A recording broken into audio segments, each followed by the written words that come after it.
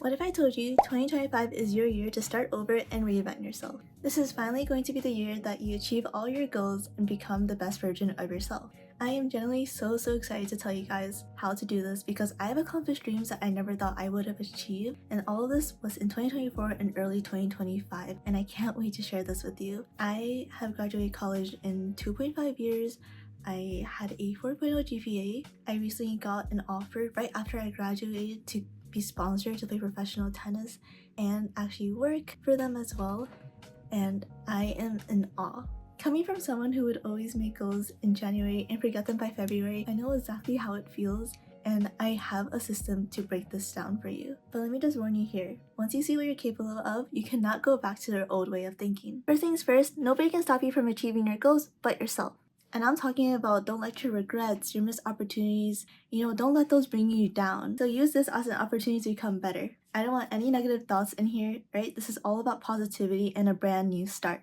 But this fresh start isn't just about becoming a brand new person. It's just about currently improving your current version of you into a better version. So you're working on things that you could improve on. So the biggest change for me isn't about physical actions, but it's actually about self-belief. And we all know that we have to work on our inner self before thinking about our outside actions. I literally cannot emphasize how powerful it is to change your core beliefs about yourself. I can't even express how much it has changed my life. And so instead of diminishing my achievements, you want to be grateful for every single thing in your life. Every single achievement, no matter how small or big. Small shouldn't even be something related to achievement. Every achievement is a great thing. So for example, for me, I would always be like, oh, I only have this.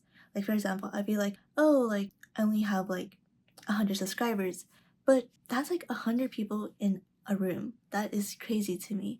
So instead of being I want to be oh my god, I have so many followers. Another mindset thing is oh, I have to do this. No, you get to do this. Just changing your mindset is the biggest way to realize wow, you actually have so many opportunities and so many good things happening in your life, but you don't even realize it because of the way that you're thinking. It's always your perspective. Now, one of the biggest things that really helped me with changing my core beliefs is actually learning from my past.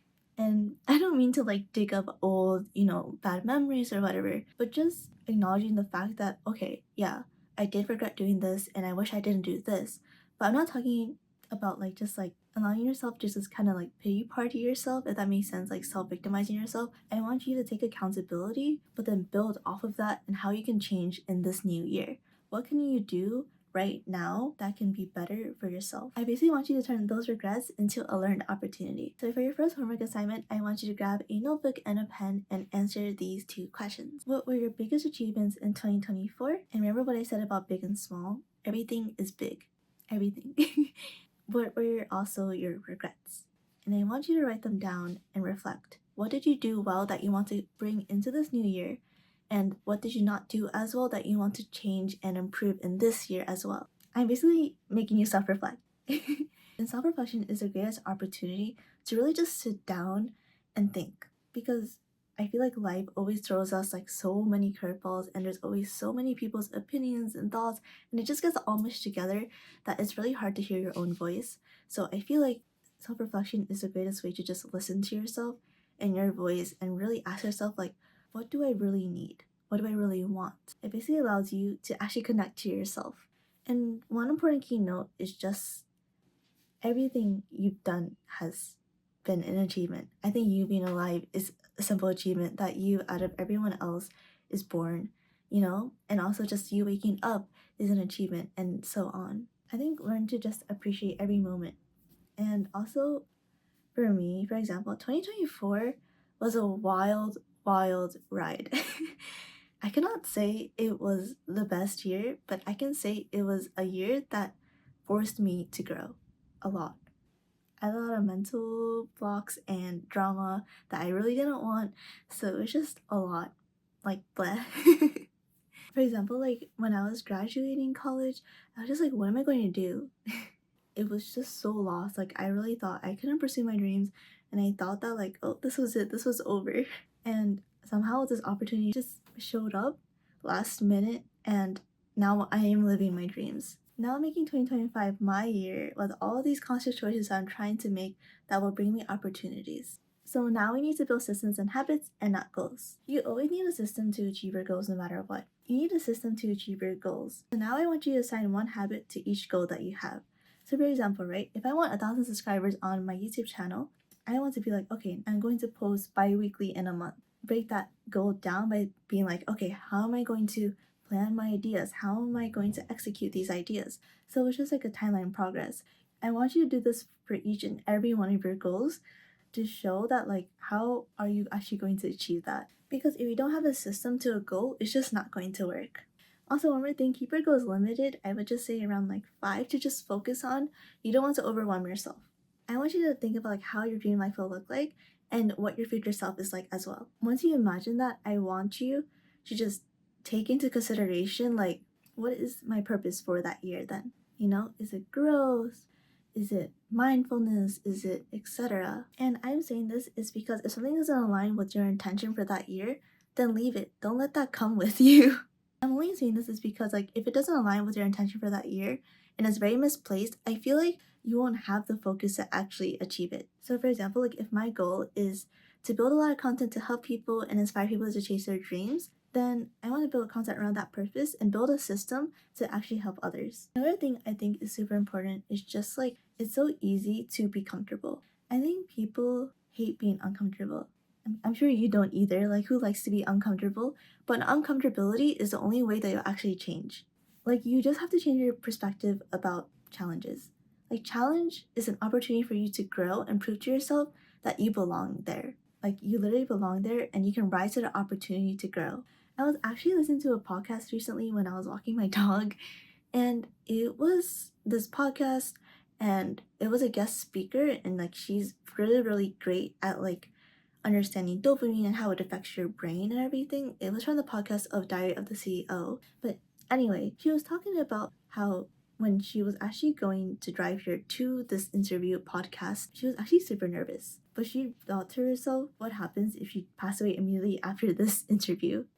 And then I guess it just kind of changed her mindset where it was just like, oh, why am I living life and holding back when I should just be giving everything I've got, because you never know what's going to happen next. You know, like nobody can guarantee you a lifetime and nobody can guarantee you safety, but what you can guarantee and what you can control is yourself and what you do. So be happy. Choose to be happy and put 100% of your effort into things. Because if you just focus on always doing good and just being, yourself and being happy, then there is no worry for when that time comes and you regretting anything. Now, focusing on the 1% rule, I think focusing on just improving yourself 1% every day is the key. Don't overwhelm yourself. 1% is the progress that we all want to see because it's sustainable, it's possible. And when you focus on that 1% being better and you keep track, like write a daily highlight of that day, just it's so satisfying to read that after you went through a whole month or a whole week and you're like, wow, actually good things happened. And it doesn't have to be like super like crazy or whatever, but even just like, oh, I woke up and I was happy, or I woke up and made my bed, or just like I got to live. Just things like that. Understanding and embracing every opportunity of like happiness will just keep you very, very positive. I think this then leads me to, after like just envisioning everything, you want to just focus on also having boundaries and saying no to things that do not align with you, and also people too. I think the biggest part with change is that you'll lose a lot of people. And nobody talks about this, but it hurts. It sucks. Sometimes you outgrow people, and that's okay. I think it's part of life. And sometimes there are also just temporary friends in life, and it sucks. Temporary friends are actually everywhere. They're just in your life for a brief moment and then they're gone. And that's okay. That's life. Because when you do find those great people that you want to surround yourself with, it's just the best feeling in the world. These are people that get you, and these are the people that you want to be around. And make sure you know this is that the people that you hang out with is the people you will become like. So if you want to be successful and just have a great mindset, be with these people. Don't be with people that are super pessimistic and they don't care about their future. Your friends matter. Your social circle matters. And also, key note, people that hate on you or gossip on you, most of them are just projecting their insecurities onto you. So don't even worry about them. They're not a part of your life. And if they are, cut them off because they're not serving you any good or any purpose. So basically, when you let that attachment go of pleasing others, life is so freeing because who cares? Who cares what you do? This is your life. And you want to live happy. And just to add on to that, other people's timeline does not affect you. Don't compare your beginning to someone else's middle. I literally saw this quote today and it changed my life. I was actually in my tennis club and I went to the bathroom and I saw that quote and it just resonated with me a lot. Because the thing is, right, everyone has their own journey. Everyone has their own timeline. If everyone's timeline was the exact same, life would be pretty boring. The thing is, like, I used to be super envious of people that were super successful at like age 13 or people that just seem to be doing so well off, but you never know their story and they'll never know yours. I think everyone has different goals and different times for a reason, and that's the beauty of life. Anyway, thank you all so much for your support. Let me know what you want to see next in my videos, and I'll see you next time. Love you all.